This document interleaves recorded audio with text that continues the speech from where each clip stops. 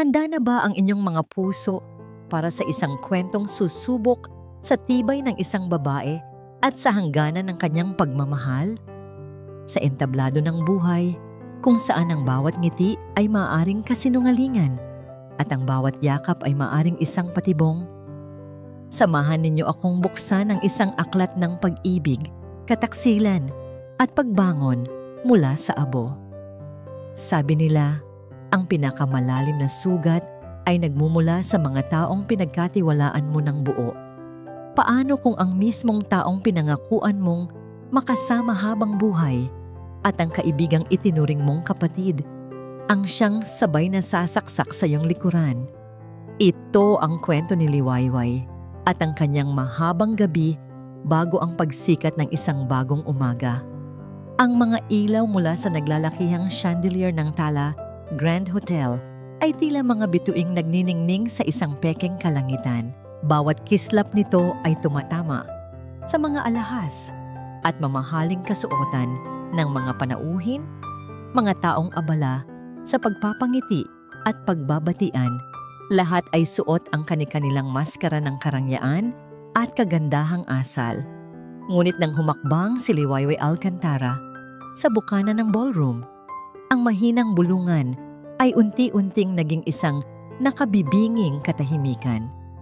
Para siyang isang bagyo na biglang pumasok sa isang payapang karagatan. Huminto ang pag-uusap. Ang mga ngiti ay naglaho, napalitan ng pagtataka, panghuhusga, at ang iba'y may bahid pa ng awa. Isang kamay niya ay nakahawak sa kanyang tiyan, kung saan natutulog ang bunga ng pagmamahal na ngayon ay isa na lamang lason. Ang isa naman ay nakakuyom sa gilid ng kanyang pulang bestida, ang tanging kulay na nagbibigay buhay sa gabing iyon na para sa kanya ay puno ng kadiliman. Hindi siya naparito para makipagplastikan. Naparito siya para sa katotohanan. Mula sa kabilang dulo ng silid, nakita niya sila. Si Dante Montenegro, ang kanyang asawa, ay nakatayo roon na tila isang hari sa kanyang kaharian. Ang kanyang postura ay perpekto. Ang kanyang nangiti ay kalkulado. At sa tabi nito, nakakapit sa braso niya na parang isang mamahaling palamuti, ay si Mahalina Reyes, ang kanyang matalik na kaibigan, ang ahas sa kanyang paraiso. Nagsimulang maglakad si Liwayway. Ang bawat hakbang ay mabigat. Ang bawat tunog ng kanyang takong sa marmol na sahig ay isang deklarasyon ng digmaan. Ang dagat ng mga tao ay nahawi upang bigyan siya ng daan. Ang mga mata niya ay nakatuon lamang sa 2 taong sumira sa kanyang mundo. Dante, bati niya nang makalapit. Ang kanyang boses ay kalmado, ngunit may talim na kayang humiwa ng bakal. Ang ngiti sa labi ni Dante ay hindi umabot sa kanyang mga mata. Liwayway, nagulat ako na narito ka. Bakit? Hindi ba dapat narito ang asawa ng may-ari ng Sinagtech? Tanong niya. Idiniin ang salitang asawa. Si Mahalina ang sumagot. Ang kanyang boses ay matamis na may halong kamandag. Liway, baka naman nakakagulo ka lang dito. This is a charity event para sa mga bata. Ang pagkukunwari sa boses nito ay nakakasuka. Hinarap siya ni Liwayway. Isang malamig na ngiti ang gumuhit sa kanyang mga labi. Talaga maha? Kasing dalisay ba nang hangarin mo para sa mga bata ang puso mo? Namutla si Mahalina. Si Dante naman ay humakbang paharap. Ang kanyang mukha ay nagdidilim sa galit. Tumigil ka, Liwayway. Huwag kang gumawa ng eksena. Eksena? Tumawa si Liwayway, isang tawang walang kagalakan. Ang buong buhay ko, ang ginawa ninyong isang masamang eksena, Dante. At ikaw, binalingan niya si Mahalina, itinuring kitang kapatid. Sa sandaling iyon, tila may nagbago sa ekspresyon ni Dante. Ang pagkukunwari ay nawala, at ang natira ay purong pagkasuklam. Kinuha niya ang mikropono mula sa kalapit na entablado. Ang lahat ay lalong natahimik, nag-aabang. Isang anunsyo lang po. Nagsalita si Dante sa mikropono. Ang kanyang boses ay umalingaw-ngaw sa buong ballroom. Tumingin siya kay Liwayway. Ang mga mata ay puno ng yelo. Nais kong ipakilala sa inyo ang hindi lang business partner ko, kundi ang kinabukasan ng Sinagtech. Si Miss Mahalina Reyes. Isang palakpakan ang maririnig sana, ngunit ito'y naging mahina at alanganin. Ang mga salita ni Dante ay isang sampal sa mukha ni Liwayway sa harap ng daan-daang tao. Iyon na ang huling patak, ang huling pako sa kanyang ataol. Naramdaman niyang nanikip ang kanyang dibdib. Ang hangin ay tila ninakaw mula sa kanyang mga baga. Tumalikod siya, hindi na kaya pang manatili roon. Ang kanyang paningin ay nagsimulang manlabo. Sa kanyang paglalakad palayo, isang lalaki ang humarang sa kanyang daan. Pamilyar ang mukha nito. Si Kael Salcedo, ang dating abogado ni Dante. Ang mga mata ni Kael ay walang panghuhusga, tanging pag-unawa at awa. Walang salitang namutawi sa bibig nito. Inilahad lang nito ang isang maliit na card. Isang business card. Nanginginig na tinanggap iyon ni Liwayway. Ang pangalan sa card, ang huling malinaw na bagay na nakita niya. Kael Salcedo, attorney at law. Pagkatapos noon, ang lahat ay naging itim. Ang mga tunog ay humina, ang mga ilaw ay namatay. Naramdaman na lamang niya ang kanyang mga tuhod na bumigay at ang malamig na sahig na papalapit sa kanyang mukha.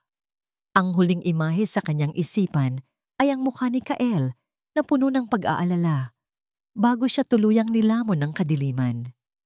Dahan-dahang iminulat ni Liwayway ang kanyang mga mata. Ang pamilyar na amoy ng antiseptiko ay pinalitan ng amoy ng kape. Nakahiga siya sa isang malambot na sofa sa isang silid na hindi niya kilala. Simple ngunit maayos ang paligid. Isang anino ang gumalaw mula sa isang sulok. Napatayo ito at lumapit sa kanya. Si Kael Salcedo. May hawak itong isang basong tubig. "Mabutit gising ka na," mahinahon nitong sabi. Sinubukan ni Liwayway na bumangon, ngunit pinigilan siya nito. "Nasaan ako? Anong nangyari?" Inabot ni Kael ang tubig sa kanya. "Ligtas ka dito." Huminga ito ng malalim at ang kanyang mga mata ay tila nakikita ang kaluluwa ni Liwayway. "Alam ko ang lahat, Liwayway. At alam ko kung paano kanya niloko." Ang mga huling salita ni Kael Salcedo ay umalingaw-ngaw sa isipan ni Liwayway, isang pangakong may bigat at panganib. Alam ko kung paano kanya niloko. Ang pag-amin na yon ay hindi nagdulot ng kapanatagan, bagkus ay nagbukas ito ng isang malalim na balon ng mga alaala, mga larawang matagal na niyang sinubukang ibaon sa limot. Ang amoy ng kapeng inabot sa kanya ni Kael ay tila isang susi na nagbukas sa nakaraan. Bigla, wala na siya sa ligtas na apartment na yon. Bumalik siya sa isang maliit at masikip na opisina.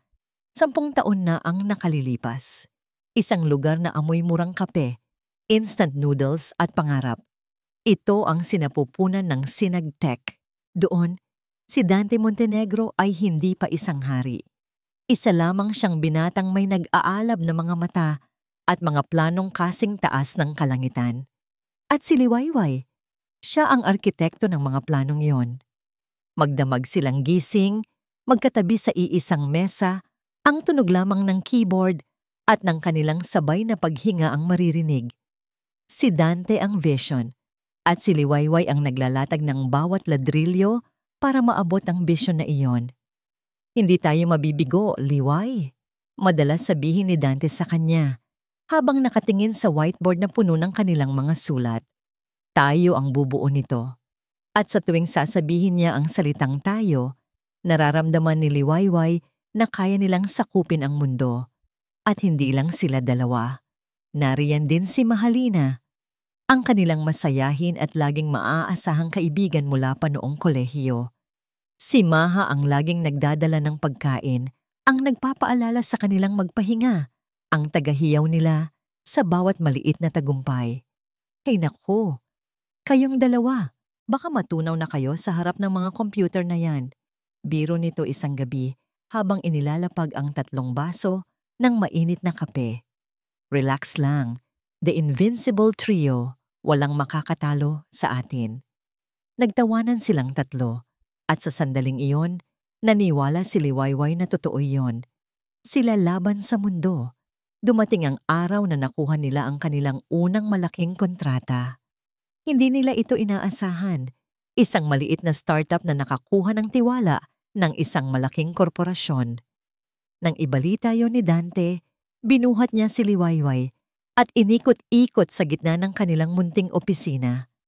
Niyakap sila ni Mahalina at sabay-sabay silang tumalon sa tuwa. Ang kanilang mga luha at pagod ay nagbunga na. Iyon ang pinakamasayang araw ng kanilang buhay. Isang gabi, ilang buwan matapos ang tagumpay na yon, inaya siya ni Dante na umakyat sa rooftop ng kanilang gusali. Sa ilalim ng mga bituin at sa ibabaw ng kumukutitap na mga ilaw ng syudad, hinawakan ni Dante ang kanyang mga kamay. Liway, nagsimula ito. Ang boses ay seryoso. Lahat ng nakikita mo, wala ito kung wala ka. Ikaw ang kaluluwa ng Sinagtech. Ikaw ang kaluluwa ko. Bago pa man makasagot si Liwayway, lumuhod si Dante sa kanyang harapan. May isang maliit na kahon sa kamay. Hindi ito mamahaling singsing. Isa lamang simpleng singsing na may maliit na bato. Ngunit para kay Liwayway, iyon ang pinakamagandang alahas sa buong mundo. Will you marry me, Liwayway Alcantara? Let's build our empire together. Sa pagitan ng mga luha ng kaligayahan, ang tanging naisagot niya ay, oo. Ang mga masasayang araw ay naging taon. Ang maliit na opisina ay naging isang buong palapag. Pagkatapos ay isang buong gusali. Ang pangalang Sinagtech ay naging sinonimo ng tagumpay. Ngunit habang lumalaki ang kanilang imperyo, tila lumiliit naman ang kanilang mundo. Isang araw, sa isang pagdiriwang ng kumpanya, ipinagmalaki ni Dante sa mga investor si Liwayway. She is the soul of this company.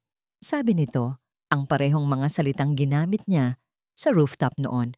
Ngumiti si Liwayway, ngunit sa gilid ng kanyang paningin, nahagip niya ang mukha ni Mahalina. Ang nangiti nito ay naroon, ngunit ang mga mata nito, may kung anong anino ang dumaan doon. Isang kislap ng inggit na nawala rin agad na parang bula isinantabi iyon ni Liwayway. Guni-guni lang siguro. Ang pagbabalik tanaw ni Liwayway ay biglang naputol, napalitan ng isang alaala na tila isang bangungot. Isang hapon sa opisina ni Dante na ngayon ay mas malaki pa sa dati nilang buong opisina. Si Dante ay abala, ang kanyang mukha ay seryoso.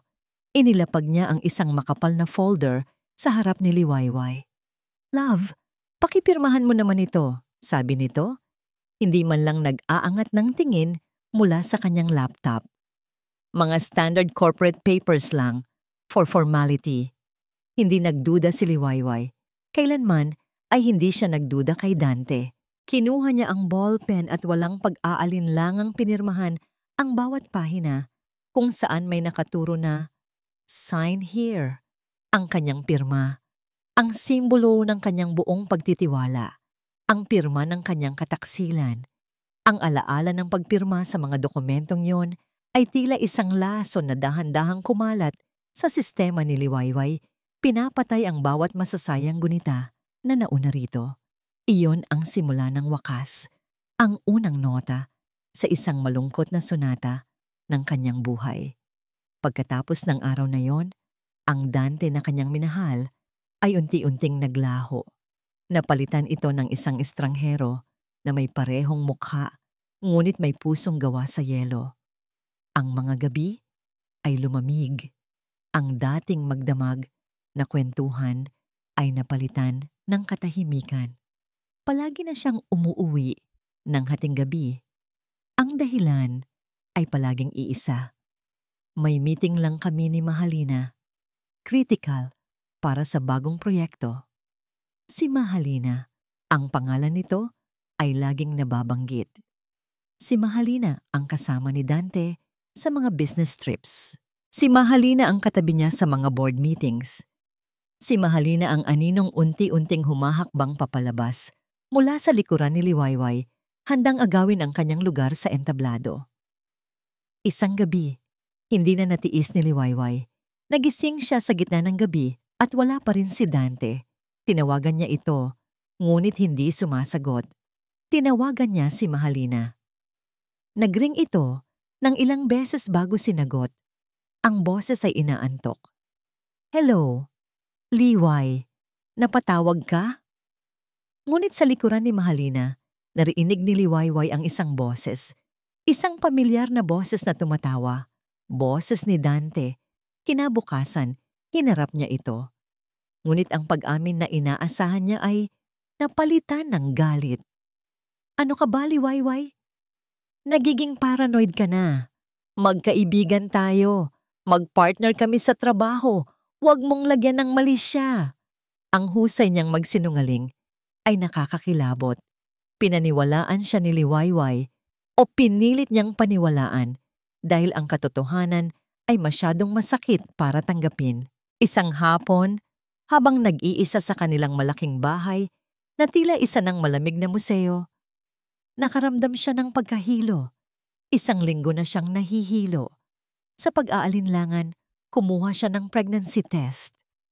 Habang hinihintay ang resulta, ang puso niya ay kumakabog. Ito na marahil ang sagot. Ito ang magbabalik sa kanila ni Dante. Isang anak. Nang makita niya ang 2 pulang linya, napaiyak siya sa tuwa. Isang anghel. Isang pag-asa. Dali-dali siyang nag-ayos, hawak ang munting test kit na parang isang tropeo. Pupuntahan niya si Dante sa opisina. Susurpresahin niya ito. Magiging maayos na ang lahat.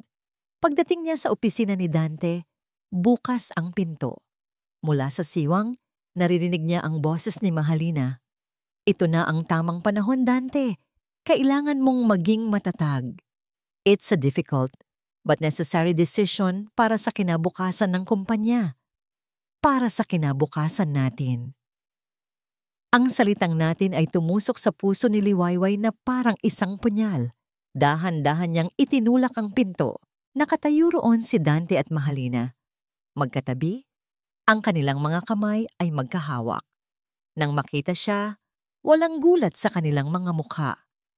Tanging isang malamig na pag-aabang. Itinaas ni Liwayway ang pregnancy test, nanginginig ang kamay. Dante, magiging ama ka na. Ngunit ang nangiti na inaasahan niya ay hindi dumating. Sa halip, isang buntong hininga ang pinakawalan ni Dante. Isang buntong hiningang puno ng pagkabagot. Umupo ka, Liwayway. Sabi nito. Ang boses ay walang emosyon. Anong ibig sabihin nito? Tanong niya. Ang kanyang tingin ay nagpapalipat-lipat sa kanilang dalawa. Hindi na pwede, Liwayway. Sagot ni Dante. Matagal ko nang gustong sabihin sa'yo. Ako at si Maha. Kami na. At ang kumpanya, dugtong ni Mahalina, ang kanyang boses ay may tono ng tagumpay. Ang Sinagtech, wala ka ng parte rito. Ano ang sinasabi niyo? Nalilitong tanong ni Liwayway. Kalahati ng kumpanyang to ay sa akin. Pinaghirapan natin to. Ngumisi si Dante. Isang ngising hindi niya pa nakikita kailanman. Naalala mo ba yung mga pinirmahan mong dokumento? Doon gumuho ang mundo ni Liwayway. Ang mga papel na yon, ang pirma niya. Iyon ang deed of assignment, paliwanag ni Dante na parang nag-uulat lang ng quarterly report. Isinalin mo sa akin ang lahat ng shares mo. Legally, wala ka ng pag-aari sa Sinagtech. Hindi. Bulong ni Liwayway, napahawak sa kanyang tiyan. Hindi mo to magagawa sa amin, sa anak mo. Umalis ka na sa pamamahay ko, Liwayway, sabi ni Dante. Tumalikod na ito sa kanya. Ipapadala ko na lang ang mga gamit mo. Ang mga salitang yon ay nagtulak sa kanya palabas ng silid, palabas ng gusali, palabas ng buhay na kanyang binuo. Nang makalabas siya sa lobby ng Sinagtech, bumuhos ang malakas na ulan, tila nakikidalamhati sa kanya ang langit. Doon, Sa gitna ng kalsada, basang-basa ng ulan at ng sariling mga luha, naramdaman niya ang tunay na kahulugan ng pag-iisa. Ang masakit na alaalang yon ay nagpabalik sa kanya sa kasalukuyan. Mula sa sofa, tumingin siya kay Kael Salcedo, ang abogadong nasa kanyang harapan.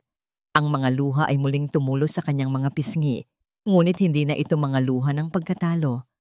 Ito ay mga luha ng nag-aapoy na galit. Ang babaeng umiiyak sa gitna ng ulan ay wala na. Ang babaeng nakaupo ngayon sa kanyang harapan ay isang inang lalaban para sa kanyang anak. Pinunasan niya ang kanyang mga luha. Ang kanyang mga mata, na kanina'y puno ng kalungkutan, ay nagbaga ngayon sa determinasyon. Tumingin siya ng diretso kay Kael. Hindi na ako tatakbo, sabi niya.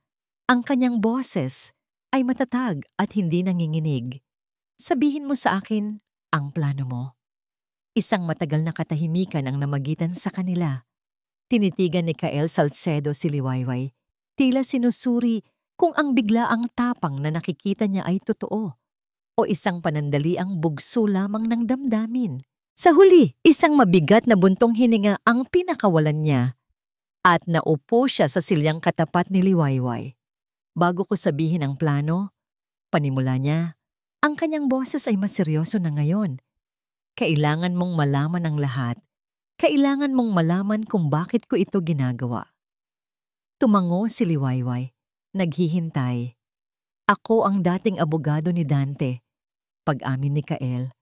Kahit alam na yon ni Liwayway. Pero umalis ako.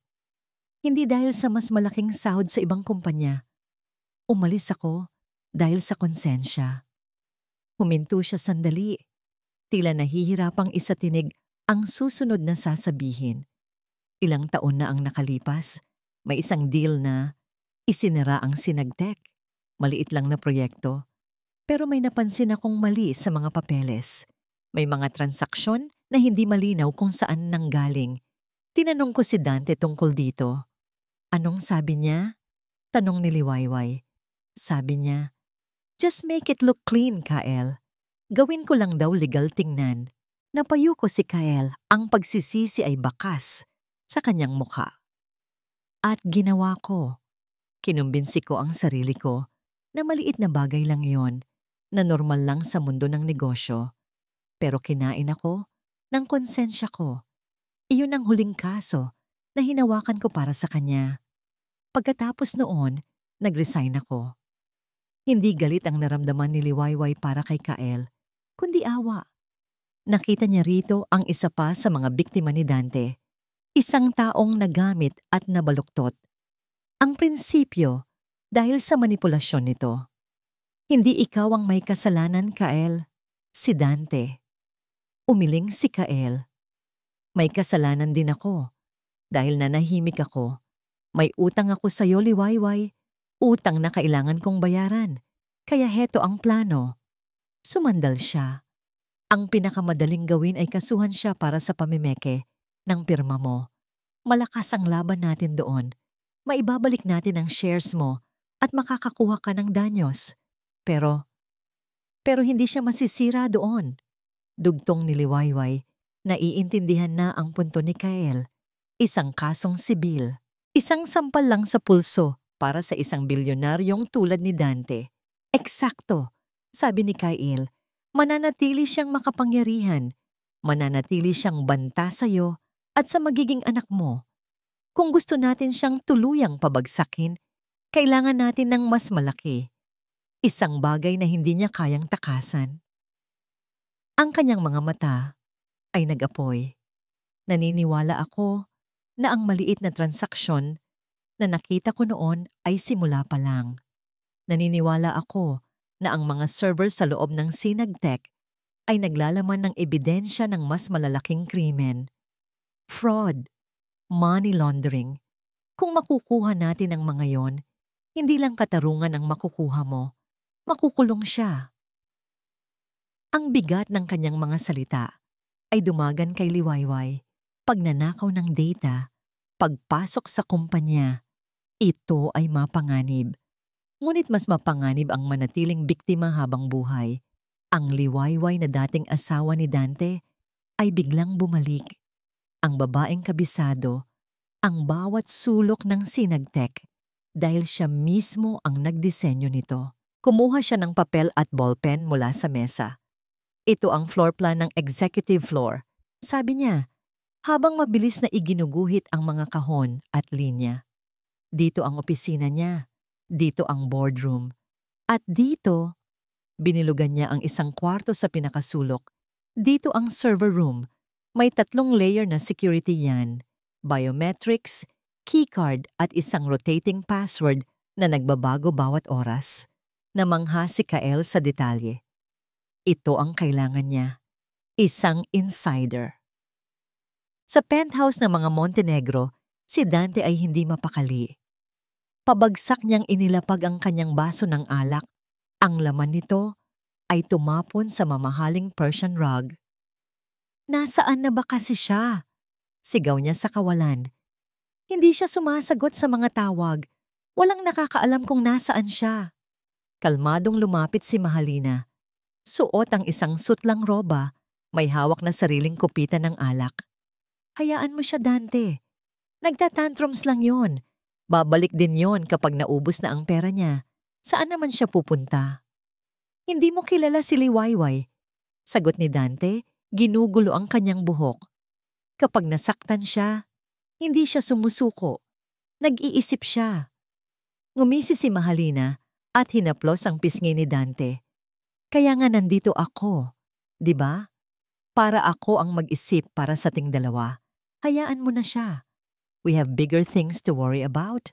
Ang mahalaga, naalis na natin siya sa daan. Ngunit sa likod ng mga matatamis na salitang iyon, may kaba rin sa dibdib ni Mahalina. Ang pagkawala ni Liwayway ay isang loose-end. At sa kanilang mundo, ang mga loose-ends ay mapanganib. Kailangan nating makakuha ng access, sabi ni Kael, habang pinag-aaralan ang iginuhit ni Liwayway. Kahit sa isang low-level employee account lang, mula doon, baka makahanap tayo ng butas. Nakatitig si Liwayway sa drawing, sa mga kahon na kumakatawan sa mga pader na dati itinayo niya. At biglang, isang alaala ang pumasok sa kanyang isip. Isang gabing puyat, sa lumang opisina, kasama ang dating Dante, nag-i-install sila ng bagong network system. Gawa tayo ng paraan para kung sakaling malockout tayo, makakapasok pa rin tayo, sabi ng batang Dante noon. Isang biro. Isang laro para sa kanila. Itinuro ni Liwayway ang kanyang daliri sa isang blangkong espasyo sa tabi ng server room. Teka, bulong niya. Ang kanyang puso ay biglang bumilis. Tumingin siya kay Kael. May isa pa. Isang bagay na hindi alam ng kahit sino. Isang bagay na baka nakalimutan na rin niya. Ano yon? Isang backdoor, sabi ni Liwayway. Isang lihim na daan papasok sa sistema na kamilang dalawa ang nakakaalam. Isang legacy code mula pa noong nagsisimula kami. Huminga siya ng malalim. Hindi ko lang sigurado kung gumagana pa. Ang apartment ni Kael ay naging kanilang war room. Ang sala na dati maayos ay napuno na ngayon ng mga tasa ng kape, mga basyong lalagyan ng pagkain, at ang mahinang ugong ng laptop ni Kael na halos hindi na pinapatay. Ang konsepto ng araw at gabi ay naglaho. Ang tanging orasan nila ay ang pag-usad ng kanilang plano. Sigurado ka ba dito, Liway? Tanong ni Kael, habang nakatitig sa itim na screen na puno ng kumukurap na berdeng cursor. Isang beses lang natin pwedeng subukan to. Kapag nagkamali tayo ng isang letra, isang numero, madidetect tayo ng firewall at automatikong isasara ang backdoor na to habang buhay. Huminga ng malalim si Liwayway. Ang kanyang mga daliri ay nakapatong sa keyboard, nanginginig ng bahagya. Ang password na yon ay hindi lang isang serye ng mga karakter. Ito ay isang piraso ng kanilang nakaraan. Laguna at 1999. Ang pangalan ng probinsya kung saan sila unang nagkakilala at ang taon kung kailan sila unang nangarap. Isang password na puno ng sentimental na halaga. Ang uri ng password na tiyak na kinalimutan na ng bagong Dante Montenegro. Sigurado ako. Sagot niya, mas para sa sarili niya kaysa kay Kael. Dahan-dahan niyang tinipa ang bawat letra, LAGUNAE 1999. At pagkatapos, pinindot niya ang enter. Para sa ilang segundo na tila isang kawalang hanggan, wala silang nakita, kundi ang kumukurap na cursor. Ang katahimikan sa silid ay halos nakabibingi. Nagsimula ng manlumo si Liwayway. Bigo sila. Nakalimutan na nga niya. Ang lahat ay access granted. Ang dalawang salitang lumitaw sa screen ay tila ang pinakamaliwanag na ilaw na nakita ni Liwayway sa loob ng mahabang panahon. Napasigaw siya ng mahina habang si Kael ay napahampas sa mesa sa tuwa. Nasa loob na tayo. Halos pabulong na sigaw ni Kael. Ang kanyang mukha ay nagliliwanag. Nasa loob na tayo. Ang kanilang pagbubunyay ay panandalian lamang. Nang buksan nila ang direktoryo ng mga files, bumungad sa kanila ang isang digital na kuta. Libu-libong mga folder, lahat ay may mga pangalang walang kahulugan, mga serya ng numero at letra. At ang bawat file sa loob ay protektado ng isang napakatibay na encryption. Anak ng mahinang mura ni Kael. This is military-grade encryption. Hindi natin ito mabubuksan dito. Sinubukan ni Liwayway buksan ang ilan sa mga folder gamit ang kaalaman niya sa lumang sistema ng kumpanya. Ngunit bawat subok niya ay tila paghampas sa isang pader na bakal. May nakita silang mga pangalan ng mga shell corporations, mga bank accounts sa ibang bansa, at mga petsa ng transaksyon na aabot sa daan-daang milyong dolyar. Nakikita nila ang balangkas ng krimen, ngunit ang mga detalye, ang laman, ang ebidensya ay nakakulong sa likod ng encryption. Parang binigyan tayo ng susi, sabi ni Liwayway sa pagkadismaya, pero sa maling pinto. Ilang oras silang naghahanap ng butas ngunit wala. Napasabunot si Kael sa kanyang buhok sa frustrasyon. Tumayo siya at naglakad-lakad sa silid. Hindi, sabi niya. Huminto at humarap kay Liwayway. Hindi ito ang dulo. Ang encryption na to. Kailangan nito ng isang key para mabuksan. At ang key na yan, hindi pwedeng i-access online. Masyadong delikado. Ibig sabihin, nagsalubong ang kanilang mga mata. Parehong iniisip ang isang nakakatakot na ideya. Nasa loob yan ng main server, sabay nilang sabi. Inilatag ni Kael ang blueprint ng Sinagtec Tower na idinrowing ni Liwayway. Ang kanilang misyon ay biglang nagbago. Hindi na ito isang simpleng remote hacking. Kailangan nating pumasok doon, sabi ni Kael. Ang kanyang boses ay determinado. Kailangan nating kopyahin ang buong data ng server. Hindi lang ang mga files, kundi ang buong hard drive. Yun lang ang paraan para makuha natin ang encryption key at mabuksan ang lahat ng ito. Ang ideya ay nakakabaliw. Isang pagnanakaw, isang heist, ang panganib ay tumaas ng 100%. Paano? Tanong ni Liwayway. Ang kaba ay nagsimulang gumapang sa kanyang dibdib. Paano tayo makakapasok doon? Ikaw na ang nagsabi. Sagot ni Kael, tinuturo ang blueprint. Kabisado mo ang lugar. Alam mo ang mga blind spots ng security. Alam mo ang mga schedule ng mga gwardiya. At ako, tiningnan niya si Liwayway, marunong akong mag-bypass ng electronic locks at security alarms. We can do this, Liwayway. Together. Pinag-aralan nila ang bawat detalye, ang mga oras ng pag-ikot ng mga gwardiya, ang lokasyon ng mga CCTV camera, ang uri ng alarm system na ginagamit nila. Ang kanilang plano ay nagkakaroon ng hugis, isang plano na puno ng panganib, ngunit puno rin ng pag-asa. Gabi na. Pagod na ang kanilang mga isip, ngunit ang adrenaline ay nagpapanatili sa kanilang gising. Habang nagkakape sila, para sa 10 beses marahil, biglang nag-vibrate ang telepono ni Kael na nasa ibabaw ng mesa. Pareho silang natigilan. Isang numero na hindi rehistrado sa kanyang mga contact ang lumitaw sa screen. May nagpadala ng text message. Binuksan ito ni Kael.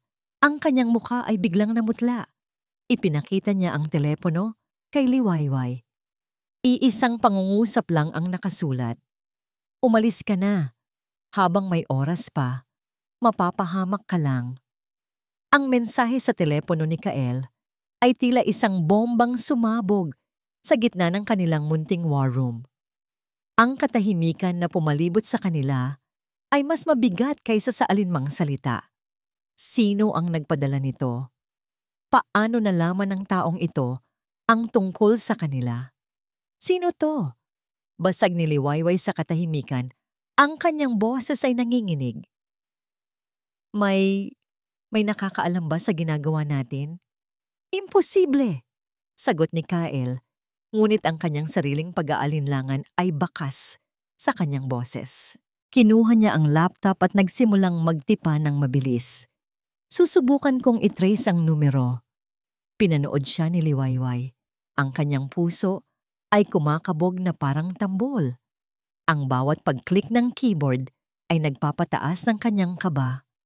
Ang pakiramdam ng pagiging ligtas sa apartment na yon ay biglang naglaho, napalitan ng isang malamig na takot. Para silang dalawang daga na sinusubukang magnakaw ng keso, hindi alam na may isang pusang nagmamasid pala sa dilim. Burner phone? Sabi ni Kael. Pagkalipas ng ilang minuto, ang kanyang mukha ay puno ng pagkadismaya. Binili lang sa isang tabi at itinapon din pagkatapos gamitin. Walang trace. Ang balitang yon ay mas nagpalala sa sitwasyon. Kung sino man ang nagpadala ng mensahe, profesional ito. Alam nito kung paano magtago. Napaupo si Liwayway. Ang lahat ng tapang na kanyang inipon ay tila biglang naupos. Kael, baka tama siya. Baka dapat na tayong tumigil. Masyado nang mapanganib to. May anak ako, Kael. Hindi ko pwedeng... Shhh! Sabi ni Kael, lumuhod sa kanyang harapan at hinawakan ang kanyang mga kamay. Ang mga kamay nito ay mainit at matatag. Huminga ka ng malalim, Liwayway. Mag-isip tayo. Ngunit si Kael mismo ay balisa. Ang mensahe ay isang babala. Pero isa rin itong kumpirmasyon na tama ang kanyang hinala, na may mas malaki pang nakataya kaysa sa inaakala nila. Bumalik siya sa kanyang laptop, hindi para i-trace ang numero, kundi para balikan ang mga naka-encrypt na files na nakita nila. Tinitigan niya ang mga pangalan ng mga shell corporations, Veridian Holdings, Azure Global, Crimson Dynasty, mga pangalang walang kahulugan sa unang tingin. May naalala ako, bulong niya. Noong abogado pa ako ni Dante, may isang international conference na dinaluhan kami sa Hong Kong. Narinig ko ang isa sa mga pangalang to, Veridian Holdings. Akala ko noon, isa lang sa mga potential partners. Nagsimula siyang mag-research, hindi na sa dark web, kundi sa mga public news archives at financial records. Nag-type siya ng mga keywords, Veridian Holdings, money laundering, investigation. Ang mga resulta na lumabas ay nagpatindig ng kanyang balahibo. Ang Veridian Holdings ay isang kumpanyang iniimbestigahan sa Europa para sa pagiging front ng isang malaking sindikato. Ang Azure Global ay konektado sa isang smuggling ring sa Southeast Asia. Ang Crimson Dynasty ay sangkot sa iligal na armas. Hindi ito simpleng corporate fraud. Hindi ito simpleng pagnanakaw ng pera ng kumpanya. Ito ay isang pandaigdigang network ng krimen. Humarap si Kael kay Liwayway. Ang kanyang mukha ay maputla. Ang kanyang mga mata ay nanlalaki sa katotohanang kanyang natuklasan. Liwayway, sabi niya. Ang kanyang boses ay halos hindi marinig. Ang Sinagtech. Hindi lang ito isang kumpanyang corrupt. Isa itong washing machine. Anong ibig mong sabihin? Isa itong napakalaking washing machine para sa pera ng isang international syndicate.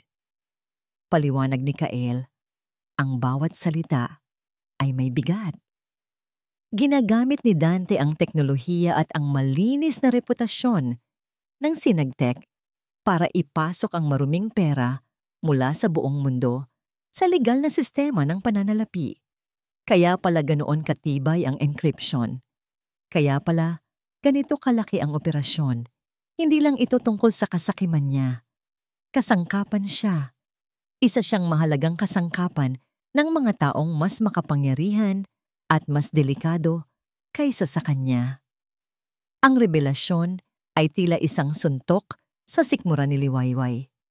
Ang lalaking minahal niya, ang ama ng kanyang magiging anak, ay hindi lang isang taksil. Isa siyang kriminal na may kaugnayan sa mga taong pumapatay, nagpupuslit ng droga at nagbebenta ng armas. Ang takot na naramdaman niya kanina ay wala pa sa kalingkingan ng takot na dumadaloy ngayon sa kanyang buong katawan. Napahawak siya ng mahigpit sa kanyang tiyan. Kaya pala may nagpadala ng mensahe. Naunawaan na ni Liwayway. Hindi ito galing kay Dante. Galing ito sa mga taong nasa likod niya. Ayaw nilang masira ang operasyon nila. Napatayo siya. Tama na, Kael. Ayoko na. Lalayo na lang ako. Pupunta ako sa probinsya magtatago. Ilalayo ko ang anak ko dito. Ngunit umiling si Kael. Ang kanyang mukha ay seryoso at puno ng isang nakakatakot na kalinawan. Hindi, Liwayway. Hindi mo naiintindihan. Sabi niya, ang kanyang boses ay matatag. Ngayon, lalo na nating kailangang ituloy ito. Ang pagtakbo, ang pinakamapanganib na gawin mo ngayon.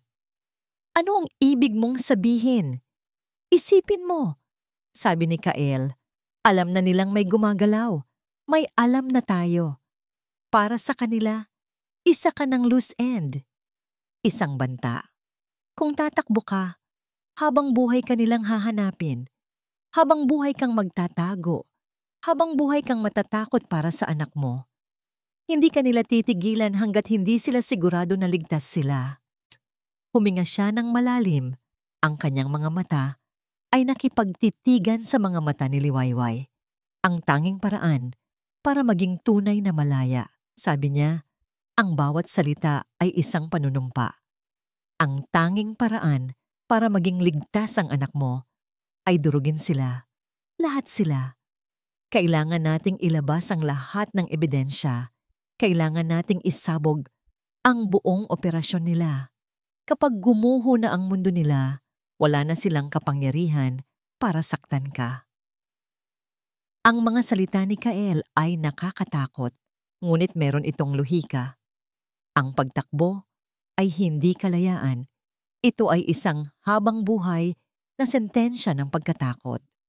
Ang tanging daan palabas ay ang pagdaan sa gitna ng apoy. Unti-unting nawala ang luha sa mga mata ni Liwayway.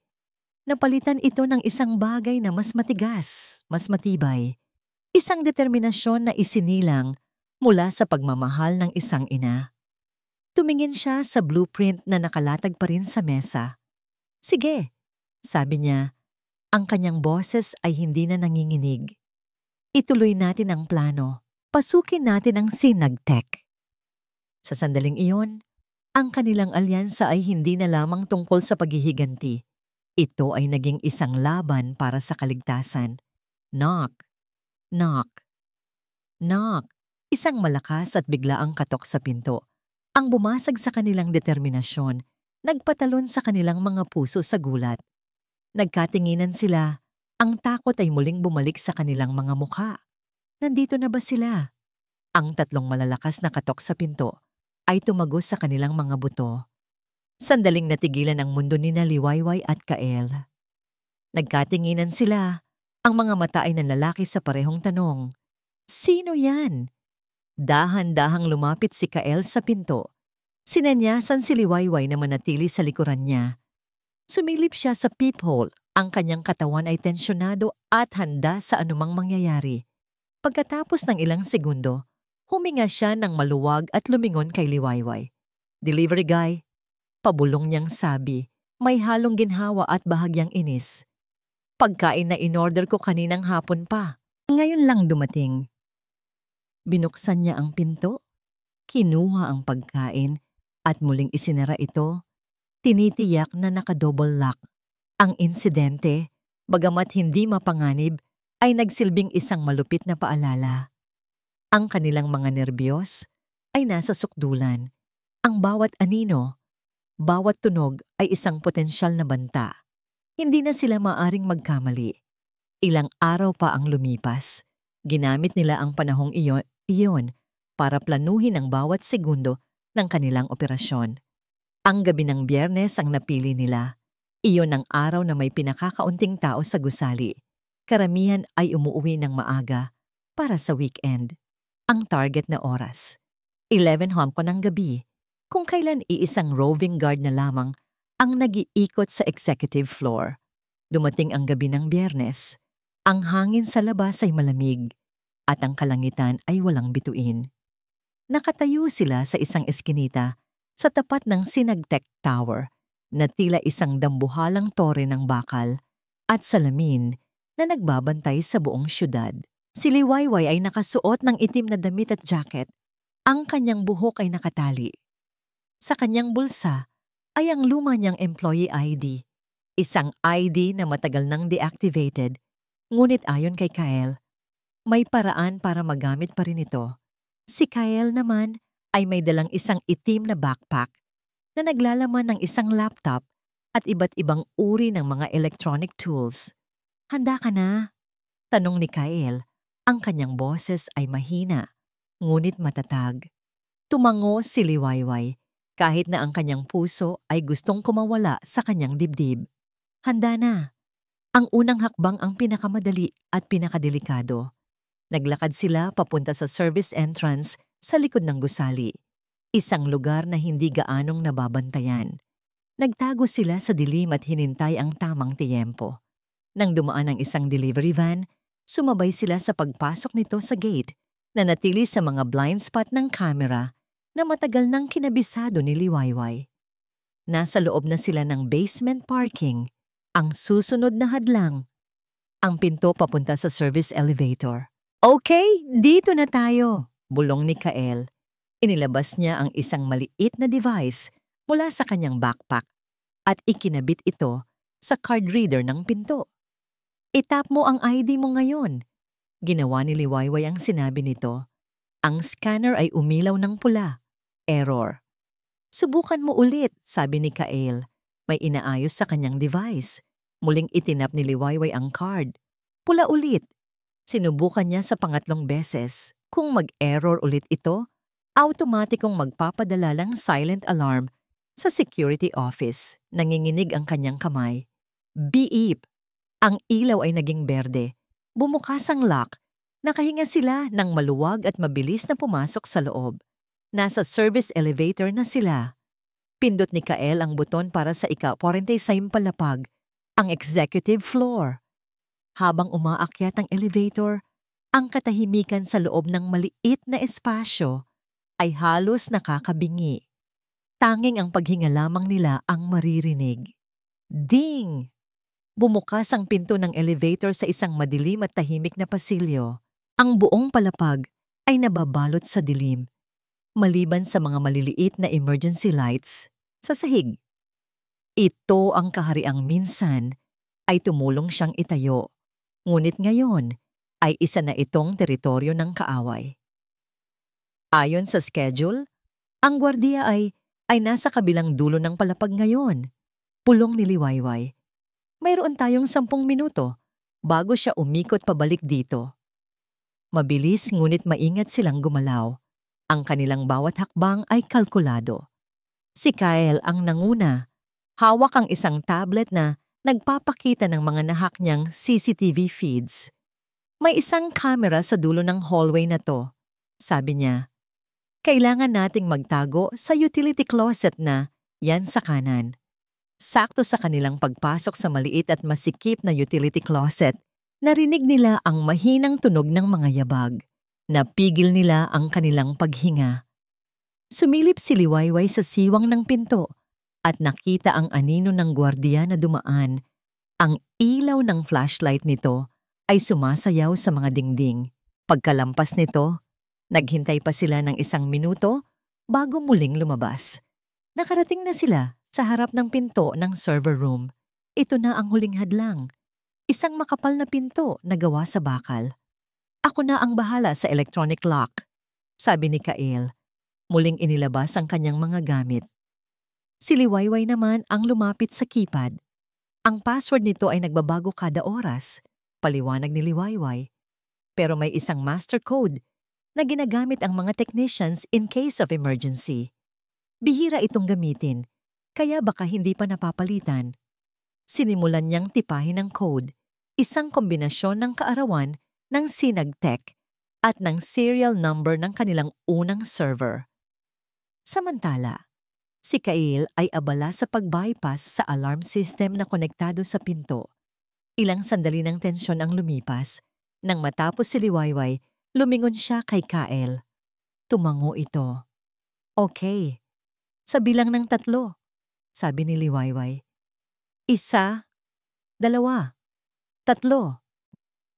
Sabay niyang pinindot ang enter sa keypad at inikot ni Kael ang isang dial sa kanyang device. Isang malakas na clank ang kanilang narinig. Bumukas ang pinto. Nakatayo sa harap nila ang puso ng Sinagtech. Isang malamig na silid na puno ng naglalakihang mga itim na server. Lahat ay kumukurap ng mga berdeng ilaw. Ang ugong ng mga cooling fan ay ang tanging ingay na maririnig. "Nasa loob na tayo," bulong ni Liwayway, hindi makapaniwala. Mabilis na inilabas ni Kael ang isang external hard drive na kasing laki ng isang libro at ikinonekta ito sa main server. "Okay, sinisimulan ko na ang pag-clone ng drive. Pero matatagalan to, mga 15 minuto." Pinanood nila ang progress bar sa screen ng laptop ni Kael. Bawat porsyentong nadadagdag ay tila isang maliit na tagumpay. 10%, 30%, 50%, nasa 98% na ang proseso. Malapit na sila. Halos abot kamay na nila ang tagumpay. Bigla, nakarinig sila ng isang tunog mula sa labas ng server room. Ang tunog ng mga yabag. Hindi iisa, kundi 2 o 3. At papalapit ito, mabilis. Ang pinto ng server room, na bahagya lamang nilang isinara, ay dahan-dahang bumukas. Ang pagbukas ng pinto ay tila tumagal ng 1 oras. Ang bawat sentimetro ng siwang na nalilikha nito ay nagdadala ng nakakabingging takot sa dibdib ni Liwayway at Kael. Napahawak sila sa pinakamalapit na server rack, nagtago sa likod nito. Pinipigil ang kanilang paghinga. Ito na ang katapusan. Nahuli na sila. Isang lalaking nakaunipormeng pang-maintenance ang pumasok sa silid. May dalang dustpan at walis. Ang kanyang mga mata ay inaantok. Ang kanyang mga galaw ay mabagal. Hindi niya napansin ang 2 anino sa likod ng mga server o ang maliit na ilaw mula sa laptop ni Kael. Kinuha lamang niya ang isang basurahan sa sulok. Tinapon ang laman nito sa kanyang dustpan at muling lumabas. Isinasara ang pinto sa likuran niya. Nakahinga ng maluwag sina Liwayway at Kael. Ang kanilang mga tuhod ay halos bumigay sa sobrang kaba at ginhawa. Ang kanilang mga puso ay humahampas pa rin ng mabilis. Isa yung paalala kung gaano kanipis ang linya sa pagitan ng kanilang tagumpay at kapahamakan. 1 minuto pa. Bulong ni Kael, nakatingin sa progress bar. 99%. Habang hinihintay ang huling mga segundo, ang mga mata ni Liwayway ay hindi mapakali. Gumala ito sa mga label ng server racks na nasa kanilang harapan. Mga pangalan ng proyekto, mga petsa, mga codes, karamihan ay bago sa kanya. Ngunit may isang pamilyar na pangalan na nakaagaw ng kanyang pansin. Project Hiraya. Ang Project Hiraya, iyon ang kauna-unahang proyekto na siya mismo ang namuno bago pa man sila yumaman. Isang software para sa mga maliliit na negosyo. Ito ang kanyang sanggol. Na-terminate ang proyekto pagkatapos ng ilang taon dahil hindi raw ito kumikita. Ngunit bakit may sarili itong folder sa main server hanggang ngayon? Dala ng kuryosidad, habang si Kael ay nakatuon sa paglilipat ng data, lumapit si Liwayway sa isang terminal sa gilid. Gamit ang access na nakuha nila, mabilis niyang binuksan ang folder ng Project Hiraya. Ang laman nito ay hindi mga lumang program codes. Ang laman nito ay mga kopya ng pribadong email. Binuksan niya ang isa. Ang nagpadala, Mahalina Reyes. Ang pinadalhan, isang email address na may pangalang Mr. Phoenix mula sa Veridian Holdings. Ang petsa, 3 taon na ang nakalilipas. Ang kanyang mga mata ay mabilis na tumakbo sa mga salita. At habang nagbabasa siya, ang kanyang dugo ay tila nanlamig. Sir Phoenix, Dante is becoming hesitant. He is content with our current local operations. He doesn't have the stomach for a global scale. But do not worry. I know how to handle him. I will convince him. He trusts me completely. This washing machine, as you call it, will be operational soon. Yours, Monsieur. Binuksan niya ang isa pa. At isa pa. Isang buong sinulid ng mga pag-uusap ang nabuo sa kanyang harapan. Si Mahalina ang nakikipag-ugnayan sa sindikato. Si Mahalina ang nag-uulat sa kanila. Si Mahalina ang nagtulak kay Dante na pumasok sa mas malalim na operasyon. At ang huling email ang pinakakilabot sa lahat. Ipinadala ito 1 linggo lamang bago siya palayasin sa sarili niyang pamamahay. Mr. Phoenix, the asset transfer is almost complete. Dante has successfully convinced his wife to sign everything over. He thinks this is his idea, his power play. He doesn't realize he's just a pawn. Once he's served his purpose and the authorities eventually catch up to him, the entire empire will be mine to control. Under your guidance, of course. The wife, she will be dealt with. She knows too much about the company's foundation. The future is bright. Yours, Masyiisang Paputok. Yan ang naramdaman ni Liwayway sa loob ng kanyang ulo. Hindi lang siya kasabwat. Hindi lang siya isang mang-aagaw. Si Mahalina ang utak. Si Mahalina ang tunay na ahas.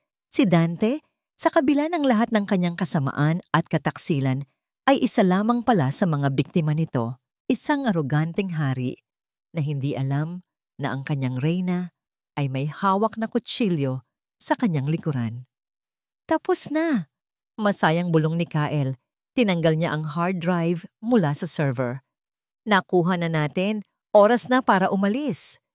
Ngunit si Liwayway ay hindi gumagalaw. Nakatitig lamang siya sa screen. Ang kanyang muka ay walang emosyon. Maputla na parang isang multo. Liwayway, anong problema? Tanong ni Kael, lumalapit sa kanya. Nakita niya ang mga email sa screen. Sa sandaling iyon, isang nakakabinging tunog ang umalingaw-ngaw sa buong palapag. Wee-woo, wee-woo, wee-woo! Ang pulang ilaw ng alarm ay umikot-ikot, nagbibigay buhay sa madilim na pasilyo. Ang kanilang oras ay naubos na. Na-detect nila ang pag-alis ng hard drive. Sigaw ni Kael, kailangan na nating umalis. Ngayon na. Hinila niya si Liwayway, ngunit tila ito'y isang manika na walang buhay.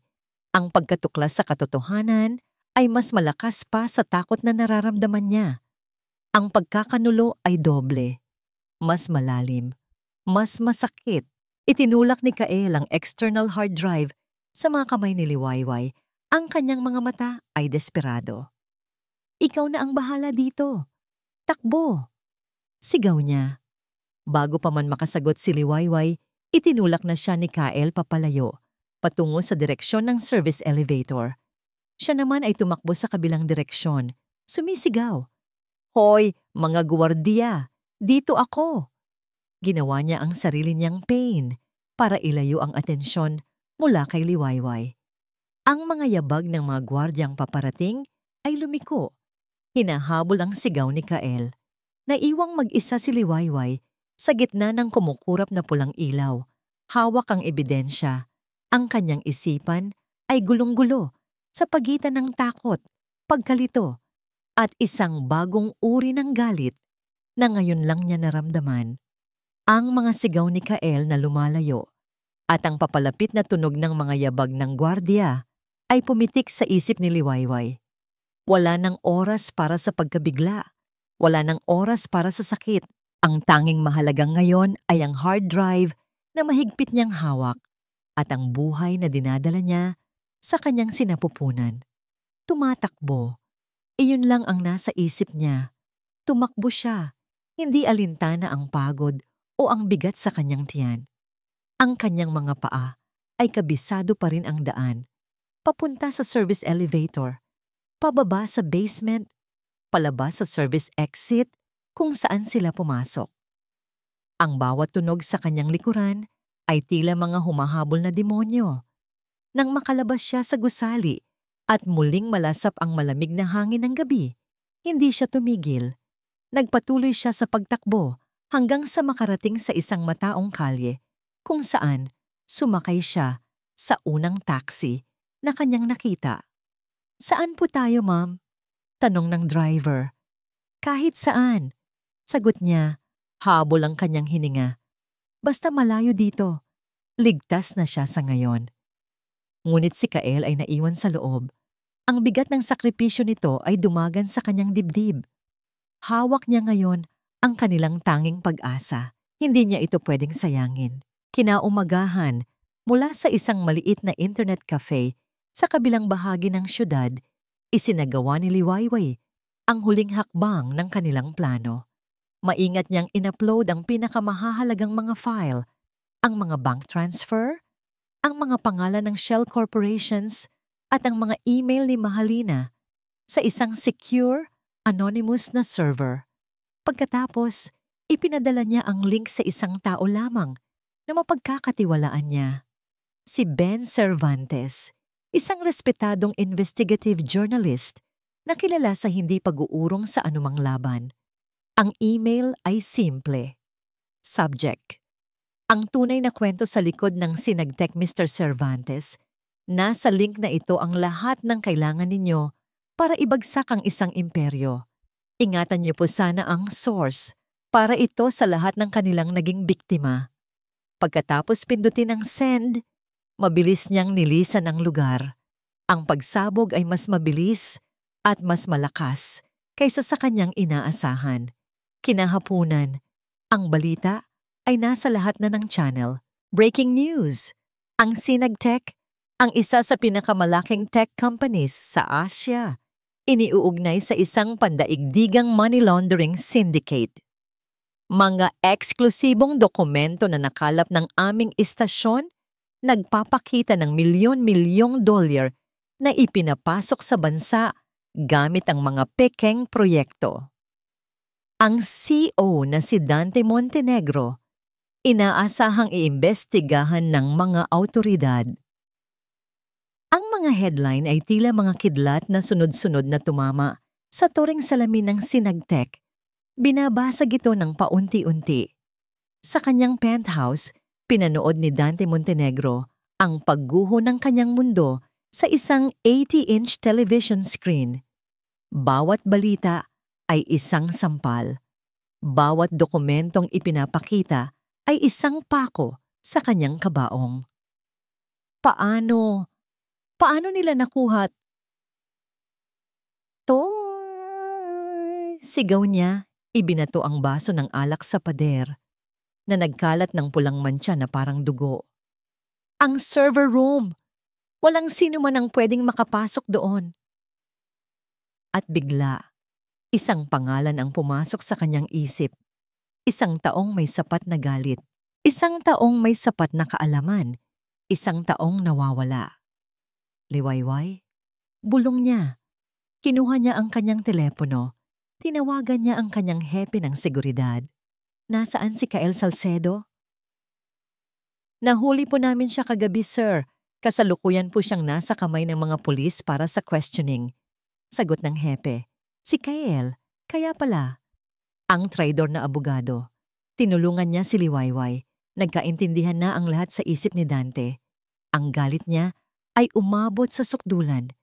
Ngunit sa ilalim ng galit na yon, mayroong takot. Takot sa mga taong nasa likod niya. Takot kay Mr. Phoenix. Kailangan niyang ayusin ang gulong ito. Hinanap niya si Mahalina. Ngunit wala ito sa penthouse. Tinawagan niya ang telepono nito. Ngunit unattended. Saan siya nagpunta sa oras na kailangan niya ito? Sa gitna ng kanyang pagkasira, tumunog ang kanyang telepono. Isang mensahe. Mula kay Mahalina. Magkita tayo sa dati nating tagpuan. Oras na para tapusin ang lahat. Ang dati nilang tagpuan, isang abandonadong bodega malapit sa pier. Doon sila unang nagplano ng mga bagay na hindi dapat malaman ng iba. May pag-asa sa dibdib ni Dante. Baka may plano si Mahalina. Baka may paraan para makatakas sila rito. Samantala, sa isang maliit na motel kung saan siya nagtatago, nakatanggap din ng mensahe si Liwayway. Isang unknown number. Nang buksan niya ito, nanlamig ang kanyang buong katawan. Isang litrato, si Kael Salcedo. Nakatali sa isang silya, may mga pasa sa mukha, ngunit buhay. Sa ilalim ng litrato, may isa pang mensahe. Pumunta ka mag-isa kung gusto mo pa siyang makitang buhay. Kasunod nito ay isang address. Ang address ng parehong bodega sa pier. Ang abandonadong bodega sa pier ay amoy kalawang, dagat, at nabubulok na kahoy. Ang tanging ilaw sa loob ay nagmumula sa mga agaw buhay na bumbilya na nakasabit sa mataas na kisame. Lumilikha ng mahahabang at nakakatakot na mga anino. Si Liwayway, ang unang dumating. Ang bawat hakbang niya papasok sa dambuhalang espasyo ay maingat. Ang kanyang mga mata ay alerto. Mahigpit niyang hawak ang kanyang telepono sa bulsa, nakadial na sa numero ng pulis, handang pindutin ang call, anumang oras. Sa gitna ng bodega, nakita niya si Kael, nakatali sa isang silyang bakal. May dalawang malalaking lalaki na nakatayo sa likuran nito, mga mukhang hindi mo gugustuhing makasalubong sa isang madilim na eskinita. At pagkatapos, mula sa isa sa mga anino, lumabas ang isang figura. Hindi galit, hindi takot, kundi may ngiti sa mga labi. Sa wakas, dumating ka rin, sabi ni Mahalina Reyes, ang kanyang boses ay kalmado na nakakakilabot. Akala ko, maduduwag ka. Pakawalan mo siya, Maha, sabi ni Liwayway. Ang kanyang boses ay matatag sa kabila ng takot. Wala siyang kinalaman dito. Ako ang kailangan mo. Tumawa si Mahalina, isang tawang walang kagalakan. Oo, ikaw nga. Ikaw na laging perpekto. Si Liwayway na matalino. Si Liwayway na maganda. Si Liwayway na laging nakukuha ang lahat. Ang atensyon, ang papuri. Si Dante, palagi na lang akong pangalawa. Palagi na lang akong anino mo. Pinagkatiwalaan kita, sabi ni Liwayway. Ang sakit sa kanyang boses ay hindi maitago. Itinuring kitang kapatid. At iyon ang kahinaan mo, Liwayway. Masyado kang mapagtiwala. Sagot ni Mahalina. Ang kanyang muka ay nag-iba. Nagpapakita ng tunay na puot na matagal na niyang itinatago. Akala mo ba talaga minahal ka ni Dante? Ako ang nagmulat sa kanya. Ako ang nagpakita sa kanya kung ano ang tunay na kapangyarihan. At ikaw? Isa ka lang pabigat sa mga pangarap niya. Sa sandaling iyon, bumukas ang isa pang pinto ng bodega at pumasok si Dante. Ang kanyang mukha ay puno ng pag-aalala. Maha, ano ang nangyayari dito? Bakit natigilan siya nang makita si Liwayway at pagkatapos ay si Kael na nakatali? Ano ang ibig sabihin nito? Humarap sa kanya si Mahalina. Ang ngiti sa labi ay napalitan ng pagkasuklam. Ano sa tingin mo, Dante? Inaayos ko ang gulo na hindi mo kayang ayusin, tulad ng dati. Doon, sa harap ni Dante, ipinagtapat ni Mahalina ang lahat. Ang kanyang koneksyon sa sindikato, ang kanyang pagmamanipula kay Dante, ang kanyang plano na agawin ang lahat kapag bumagsak na ito. Ginamit mo lang ako? Tanong ni Dante, hindi makapaniwala. Ang aroganteng hari ay biglang naging isang kaawa-awang bata. Ang pag-ibig na inakala niyang totoo ay isa lamang palang kasangkapan. Lahat tayo ay may ginagampanang papel, mahal ko. Sarkastikong sabi ni Mahalina. At ang sayo ay tapos na. Isinenyas niya ang isa sa mga goons. Itinutok nito ang baril kay Dante. Ngunit bago pa man ito makapaputok, isang kaguluhan ang nangyari. Si Kael, na tahimik na ginagamit ang mga nakaraang minuto para kalasin ang lubid sa kanyang mga kamay, gamit ang isang pira-pirasong metal mula sa silya, ay biglang tumayo at sinugod ang goon na pinakamalapit sa kanya. Nagsimula ang gulo, nagkasuntukan. Sinamantala ni Liwayway ang pagkakataon. Hinila niya si Dante patungo sa isang tumpok ng mga lumang kargamento para magtago. Ngunit si Mahalina ay nakatutok lamang sa iisang tao. Ikaw! Ikaw ang may kasalanan ng lahat ng ito. Sigaw niya kay Liwayway. Ang kanyang mukha ay puno ng kabaliwan. Kinuha niya ang baril mula sa sahig na nabitawan ng isa sa mga goons. Itinutok niya ito kay Liwayway. Lahat ay nangyari ng mabilis.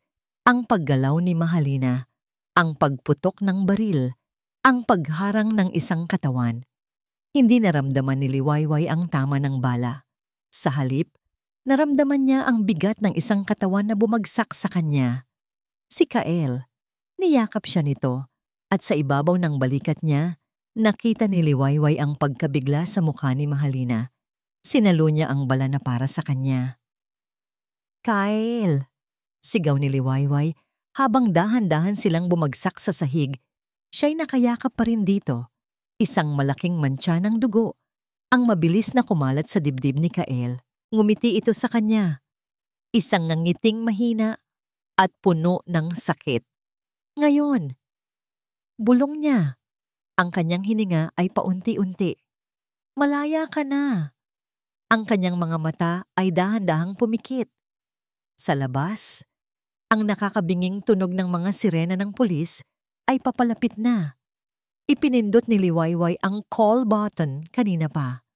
Ang huling pag-asa. Ang tunog ng mga sirena ang nagpabalik sa katinoan ni Dante. Tumingin siya kay Mahalina, na ngayon ay tulala at nanginginig. Hawak pa rin ang baril. Tumingin siya kay Liwayway na umiiyak habang yakap ang walang buhay na katawan ni Kael. Tumingin siya sa kanyang mga kamay, na ngayon ay kasindumi na ng dugong dumadanak sa sahig. Lahat ay tapos na. Ang tunog ng sirena ay sumakop sa buong bodega. Sinundan ng mga sigaw ng mga pulis. Pulis! Ibaba ang mga baril! Si Mahalina ay hindi gumalaw. Tila isang estatwang nabasag, nakatitig sa baril na hawak niya na umuusok pa. Ang kabaliwan sa kanyang mga mata ay napalitan ng isang blangkong katotohanan. Ang kanyang laro ay tapos na. Nahuli na siya. Si Dante naman ay napaupo na lamang sa sahig. Sa gitna ng kaguluhan, ang kanyang tingin ay nawawala sa kawalan. Ang imperyong kanyang itinayo, ang pag-ibig na kanyang ipinagkanulo, ang kapangyarihang kanyang inasam, lahat ay naglaho na parang usok, nag-iwan lamang ng abo at dugo. Hindi pinansin ni Liwayway ang kaguluhan sa paligid. Ang kanyang buong mundo ay nakatuon sa lalaking nakahandusay sa kanyang mga bisig. Hinaplos niya ang mukha ni Kael. Ang kanyang mga luha ay tumutulo sa malamig na nitong pisngi. Ang taong nagbigay sa kanya ng pag-asa. Ang taong nagligtas sa kanya. Hindi lang minsan kundi 2 beses. Ang taong isinakripisyo ang lahat para sa kanyang kalayaan. Nahuhuli ng mga pulis si Mahalina at ang kanyang mga tauhan. Si Dante ay kinuha rin, hindi man lang lumaban. Habang dinadala sila papalabas, ang kanilang mga mata ay nagtagpo ni Liwayway sa huling pagkakataon. Sa mga mata ni Dante, wala nang galit o pagmamataas, tanging isang malalim, hindi masabing pagsisisi. Lumipas ang mga araw na parang isang panaginip. Ang kaso ng Sinagtek ang naging pinakamalaking balita sa bansa. Isa-isang bumagsak ang mga taong sangkot, mula sa pinakamaliit na empleyado hanggang sa pinakamalalaking pangalan sa negosyo at politika. Ang sindikato ay nagdusa ng isang malaking pagkatalo. Salamat sa ebidensyang nakuha ni Liwayway at Kael. Dinalaw ni Liwayway si Kael sa ospital, ngunit hindi na ito nagising. Sa kanyang huling pagdalaw, hinawakan niya ang kamay nito at bumulong, "Salamat, Kael. Hindi ko sasayangin ito." Pagkalabas niya ng kwarto, doon ibinuhos ng doktor ang balitang hindi na kinaya ng katawan nito. Ang kanyang bayani ay pumanaw na. Si Mahalina ay hinatulan ng habang buhay na pagkabilanggo para sa pagpatay at sa kanyang papel sa sindikato. Si Dante na nakipagtulungan sa mga awtoridad at isiniwalat ang lahat ng nalalaman niya ay nakatanggap ng mas mababang sentensya. Ngunit sapat pa rin para gugulin ang pinakamagagandang taon ng kanyang buhay sa likod ng rehas. Ilang buwan ang lumipas, isinilang ni Liwayway ang dalawang malulusog na sanggol na lalaki. Kambal. Pinangalanan niya silang Noah at Liam. Sila ang naging kanyang mundo, ang kanyang lakas, ang kanyang dahilan para bumangon tuwing umaga. 3 taon ang makalipas. Ang sikat ng araw ay ginintuan, tumatama sa mga dahon ng mga puno sa isang tahimik na parke. Si Liwayway Alcantara, hindi na asawa ng isang Montenegro, ay nakaupo sa isang bench. Pinapanood ang kanyang 3 taong gulang na anak na naghahabulan sa damuhan. Ang kanilang mga halakhak ang pinakamagandang musika sa kanyang pandinig. Marami nang nagbago. Ginamit niya ang isang bahagi ng perang nakuha niya mula sa legal na settlement sa Sinagtec para itayo ang Salcedo Foundation, isang organisasyon na tumutulong sa mga kababaihan, mga biktima ng pang-aabuso, pandaraya, at kataksilan para makabangon at makapagsimulang muli. Ang kanyang kwento, na minsan niyang ikinahiya, ay naging isang ilaw ng inspirasyon para sa marami. Hindi niya kinalimutan si Kael. Bawat tagumpay ng pundasyon ay isang parangal para sa sakripisyo nito. Minsan, iniisip pa rin niya si Dante. Nabalitaan niyang malapit na itong makalaya sa parol. Hindi na siya nakakaramdam ng galit. Tanging isang malalim na awa na lamang. Umaasa siyang sa kanyang paglaya, makahanap din ito ng kapayapaan at magbagong buhay. Isang maliit na kamay ang humawak sa kanya. Si Liam, ang kanyang mas bunsong anak, ay may hawak na isang maliit na dilaw na bulaklak. "For you, Mama," sabi nito. Ang mga mata ay nagniningning. Kinuha ni Liwayway ang bulaklak at niyakap ang kanyang anak. Dumating din si Noah at yumakap sa kanila. Sa sandaling iyon, habang yakap ang kanyang 2 kayamanan sa ilalim ng mainit na sikat ng araw, naramdaman ni Liwayway ang isang kompletong kapayapaan. Ang kanyang paglalakbay ay puno ng kadiliman, ngunit sa huli, natagpuan niya ang liwanag. Hindi sa paghihiganti, kundi sa pagpapatawad. Pagpapatawad sa iba at higit sa lahat, pagpapatawad sa kanyang sarili. Hindi sa paglimot sa nakaraan, kundi sa paggamit nito para bumuo ng isang mas magandang kinabukasan. Tumingala siya sa langit. Isang maliit na ngiti ang gumuhit sa kanyang mga labi. Alam niyang may isang taong nakamasid sa kanila, nagbabantay. "Salamat, Kael," bulong niya sa hangin. Ang gabi ay tapos na. Isang bagong liwayway ang sumikat para kay Liwayway Alcantara at sa kanyang mga anak. At sa pagkakataong ito, ito'y isang liwayway na puno ng pag-asa, pagmamahal, at walang hanggang kapayapaan. At dito po nagtatapos ang ating kwento. Isang paglalakbay na nagturo sa atin na ang tunay na lakas ay hindi nasusukat sa kung paano tayo umiiwas sa pagbagsak, kundi sa kung paano tayo bumabangon sa bawat pagkakataon. Ipinakita ni Liwayway na kahit sa pinakamadilim na gabi ng kataksilan, may pag-asang sisikat na isang bagong umaga, lalo na kung ang dala-dala natin sa ating puso ay hindi paghihiganti, kundi pag-asa at pagmamahal para sa isang mas magandang bukas. Maraming salamat po sa inyong walang sawang pagsubaybay at pakikinig. Sana po ay napulutan ninyo ng aral at inspirasyon ang kwento ni Liwayway. Kung meron po kayong saloobin o komento tungkol sa ating kwento, huwag po kayong mag-atubiling i-type sa comment section sa ibaba. Anong uri naman po ng kwento ang gusto ninyong marinig sa susunod? Gusto po naming malaman ang inyong mga opinyon. Hindi dito nagtatapos ang ating paglalakbay. Marami pa pong kwentong kasing ganda at mas puno ng aral dito sa aming channel. Kung nagustuhan nyo ang kwentong ito, i-like, i-share sa pamilya at mga kaibigan, at mag-subscribe na rin para lagi kayong updated sa mga susunod pa naming kwento. I-click nyo ang notification bell para kayo ang unang makarinig kapag may bago kaming upload. Pagpalain po kayo ng Panginoon, kayo at ang inyong buong pamilya. Hanggang sa muli.